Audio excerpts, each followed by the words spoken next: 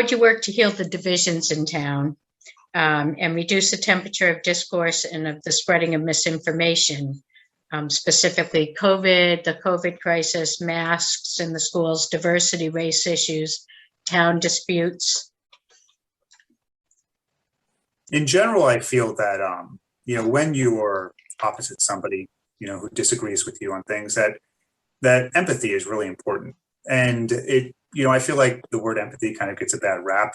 People kind of, have negative connotations to that, but I feel it just means hearing people out, listening what do they have to say, and not being quick to make judgments, because you never know what a person's going through in their personal life, and you don't know what their life experiences are. So it's very important to, when somebody says something that you don't agree with or that you believe that is not true, to hear them out and let them say what they have to say and not necessarily immediately attack it.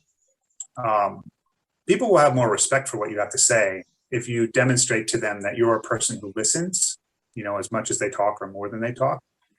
And, as far as things that are misinformation, it's important to remember that, sometimes people firmly believe things, that may be untrue. And it's not necessary to argue with every single person about every single point.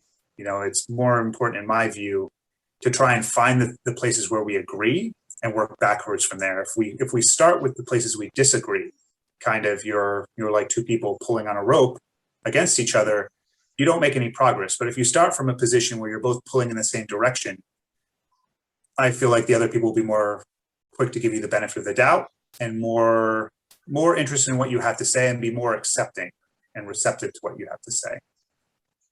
How would you work to heal the divisions in the town and reduce the temperature of discourse and of the spreading of misinformation, specifically about COVID virus and masks, like in the school, diversity, race issues, town disputes? I think I'd send them all to Dr. Phil, I guess. But what I would do is I would set an example. I'm not their father. I'm not going to go in and say, you got to stop fighting. I think I've got a 30-year history of working with people on different boards and different groups. You can check my reputation. I've been on TV for 27 years between the planning board and the ZBA. I think I'm a straight shooter. I think I treat people with respect. I think I listen to what they have to say, and I vote on what I think is best for the town. I don't look at, well, this person's for this, so I'm going to be against it. That doesn't work. That's not going to work for the community.